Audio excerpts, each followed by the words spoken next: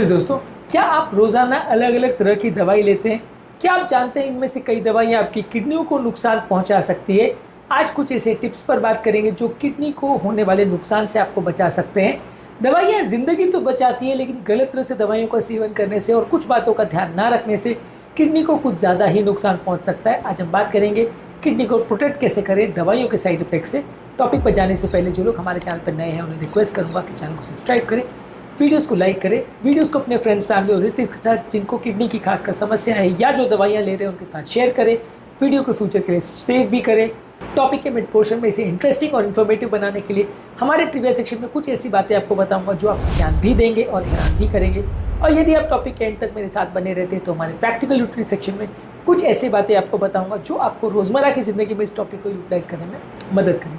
चलिए शुरू करते हैं मेरे साथ ये हल्का सफर।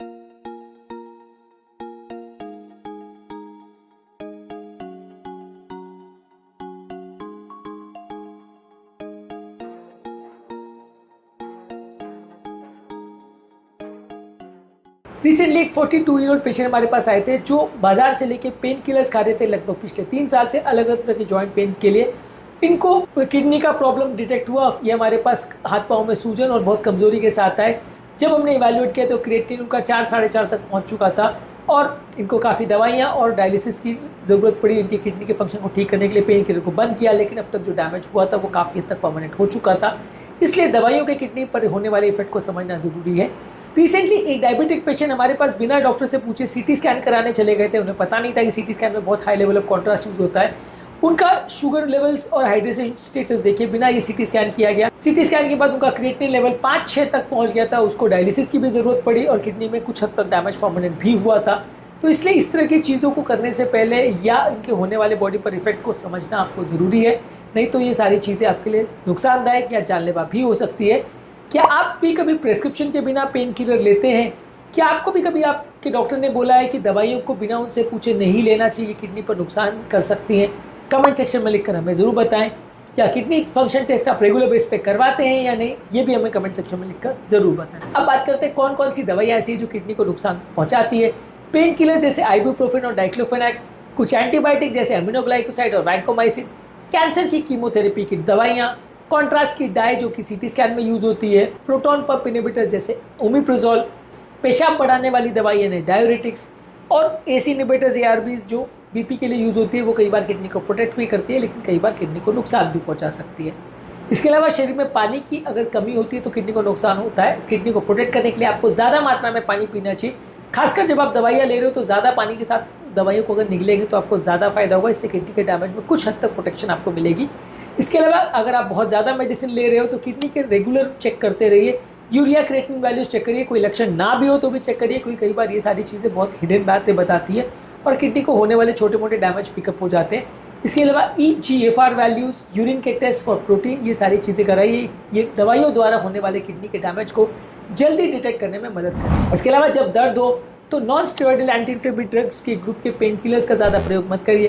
पैरासीटामॉल को आइबुप्रोफेन के बदले प्रेफर करें। ये मसल पेन में थोड़ी बहुत उपयोगी है, लेकिन एटलीस्ट किडनी को नुकसान नहीं पहुंचाती है। जब भी आप बहुत ज़्यादा हर्बल प्रोडक्ट्स, सप्लीमेंट्स या ओवर द काउंटर ड्रग्स लेते हैं तो उनके बारे में अपने डॉक्टर को ज़रूर बताइए, ये किडनी के लिए नुकसानदायक हो सकती है। इसके अलावा एक किडनी फ्रेंडली डाइट का प्रयोग करिए। इसमें बहुत ज़्यादा नमक मत लीजिए, शुगर मत लीजिए और एनिमल प्रोटीन मत लीजिए। बीपी और कोलेस्ट्रॉल को रेगुलर बेस पे मॉनिटर करते रहिए। इसके अलावा जब आप सीटी स्कैन या बड़े टेस्ट के लिए जाए जिसमें कॉन्ट्रास्ट यूज़ होता है तो उसमें किडनी को फंक्शन को पहले चेक कर लीजिए। पानी ज़्यादा पीजिए और कुछ किडनी के प्रोटेक्टिव दवाइयाँ आती हैं जिनका प्रयोग किया जा सकता है। इसके अलावा कोई भी मेडिसिन, खासकर एंटीबायोटिक्स, पेन किलर्स और आयुर्वेदिक टॉनिक्स को बिना डॉक्टर से पूछे प्रयोग मत करिए। अगर व्यक्ति उम्रदराज है या छोटा बच्चा है तो दवाइयों के डोजेस में विशेष ध्यान रखिए कि उनकी दवाइयों के डोज में एडजस्टमेंट लगते हैं। बहुत ज़्यादा डोज देने से किडनी में नुकसान हो सकता है। रेगुलर मॉनिटरिंग करते रहिए, देखने के लिए किडनी फंक्शन में रेगुलर कोई चेंज तो नहीं आ रहा है। इसके अलावा कौन कौन सी दवाई किडनी पर नुकसान करती है और दवाइयों को लेने में क्या क्या सावधानियाँ रखनी चाहिए, इस बारे में आपको विशेष जानकारियाँ होनी चाहिए। दवाइयों के लक्षण, बीमारी के लक्षण और किडनी की प्रॉब्लम के लक्षण के बारे में विशेष जानकारी होनी चाहिए, नहीं तो आपको प्रॉब्लम आ सकती है। किडनी बेसिकली एक फिल्टर की तरह है। यदि आप अलग अलग तरह के केमिकल्स रोज बेसिस पे डालेंगे तो ये आपके किडनी को डैमेज कर सकते हैं और कई बार ये डैमेज परमानेंट भी हो सकता है। जिस तरह से एक वॉशिंग मशीन का आप प्रयोग करते हैं अपने कपड़े को धोने के लिए, लेकिन यदि आप उसमें बहुत स्ट्रॉन्ग केमिकल्स और डिटर्जेंट्स डालते जाओगे तो वो आपके कपड़े को भी ख़राब करेगा और आपकी मशीन को भी। तो इसलिए जितना ज़्यादा स्ट्रॉन्ग केमिकल्स का आप प्रयोग करोगे वो नुकसानदायक होगा। इसलिए आपको समझना ज़रूरी है कि अलग अलग तरह के केमिकल्स आप प्रयोग अगर कर रहे हैं तो ज़्यादा सावधानी रखिए, क्योंकि कई बार ये आपकी बॉडी को परमानेंट डैमेज कर सकते हैं। अब आते हैं हमारे ट्रिविया सेक्शन में, जहाँ पे कुछ साइंटिफिक स्टडीज़ के बारे में बताऊंगा जो आपको ज्ञान भी देंगे और हैरान भी करेंगे। 2013 में ब्रिटिश मेडिकल जर्नल में एक आर्टिकल पब्लिश हुआ था जहाँ पेन किलर जैसे आइबुप्रोफेन और नेप्रोक्सिन किडनी को 2 गुना ज़्यादा डैमेज कर सकते हैं, सडन किडनी इंजरी का रिस्क कर सकते हैं, खासकर अगर इनको पेशाब बढ़ाने वाली दवा और एसी इनहिबिटर्स के साथ कंबाइन किया जाए, ऐसा स्टडी में बताया गया था।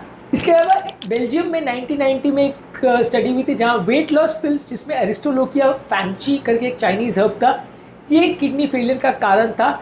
इसको एरिस्टोलोकिक एसिड नेफ्रोपैथी बोला जाता है आज के डेट में। ये दवाई से किडनी को डैमेज होते दिखाया गया था। इसके अलावा WHO की ग्लोबल किडनी बर्डन की रिपोर्ट है कि दुनिया भर में 10% of the total population kidney disease से सफ़र करता है, उनमें से लगभग 1/4 लोग दवा से रिलेटेड किडनी डैमेज से सफ़र करते हैं, ऐसा दिखाया गया था WHO के डेटा में।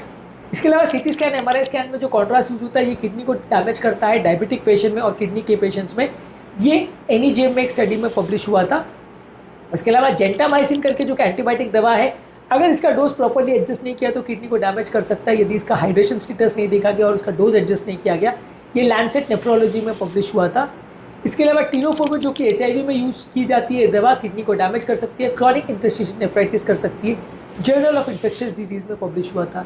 इसके अलावा जामा इंटरनल मेडिसिन में आर्टिकल पब्लिश हुआ था कि कॉमन प्रोटॉन पंप इनहिबिटर ओमिप्रिजोल ये भी किडनी के डैमेज होने के रिस्क को 25 से 50% तक बढ़ा सकती है। दुनिया भर में over the counter pain killer abuse kidney के डैमेज का काफ़ी इंपॉर्टेंट कारण है। Real world data Indian kidney disease के रजिस्ट्री से भी आया है कि जहाँ डाइक्लोफेनाक और नेबुसिलाइड यंग पेशेंट में होने वाले किडनी डैमेज का एक इंपॉर्टेंट कारण बन सकता है। ट्रिविया सेक्शन में बस इतना ही। अब आते हैं हमारे मेन टॉपिक पे। रिसेंटली हमारे पास एक पेशेंट आए थे जो 5 साल से बहुत सारी दवाइयाँ और पेन किलर्स और प्रोटॉन पंप इनहिबिटर्स ले रहे थे। जब हमने इवैल्यूएट किया तो किडनी ऑलरेडी डैमेज था, उनको कोई भी लक्षण नहीं थे, फिर भी उनका किडनी काफ़ी डैमेज हो चुका था। बाद में सारी दवाइयों को बंद किया तो उसमें थोड़ा इंप्रूवमेंट आया। इसके अलावा एक हाउसवाइफ हमारे पास आई थी जो जॉइंट पेन के लिए कुछ ayurvedic natural capsules, so called natural capsules दे रही थी और उनको किडनी फेलियर का प्रॉब्लम हुआ। जब हमने इवैल्यूएशन किया तो किडनी में काफ़ी सूजन थी। दवाइयों को बंद करने के बाद भी उनका किडनी फंक्शन पूरी तरह से इम्प्रूव नहीं हुआ। क्या आपको लगता है कि सारी हर्बल और आयुर्वेदिक दवाइयाँ किडनी के पर्सपेक्टिव से सेफ़ है? कमेंट सेक्शन में लिखकर हमें ज़रूर बताएं। आपकी नॉलेज में ऐसे कितने लोग हैं जो किडनी के डैमेज से सफ़र किया है, जिनको किसी दवाइयों के इफेक्ट से प्रॉब्लम हुआ है? कमेंट सेक्शन में लिखकर हमें ज़रूर बताएं। अब आते हैं हमारे प्रैक्टिकल यूटिलिटी सेक्शन में, जहाँ इस टॉपिक से मेरी जानकारी को यूटिलाइज़ करने में आपकी मदद करूँगा। जब भी आप कोई मल्टीपल दवाई लें और खासकर ज़्यादा डोज में ज़्यादा देर तक दवाई लें तो डॉक्टर से पूछ के लें। हमेशा जब भी दवाई लें तो पानी ज़्यादा मात्रा में लीजिए। बहुत ज़्यादा पेन किलर्स खासकर खाली पेट बिना पानी के मत लीजिए। इसके अलावा अलग अलग कीटाणुनाशक दवाइयाँ, पेशाब बढ़ाने वाली दवाइयाँ और BP की दवाइयाँ, अगर किडनी का प्रॉब्लम है तो बिना डॉक्टर से पूछे ज़्यादा प्रयोग मत करिए। किडनी फ्रेंडली मेडिसिन को ही हमेशा लॉन्ग टर्म के लिए प्रेफर करिए।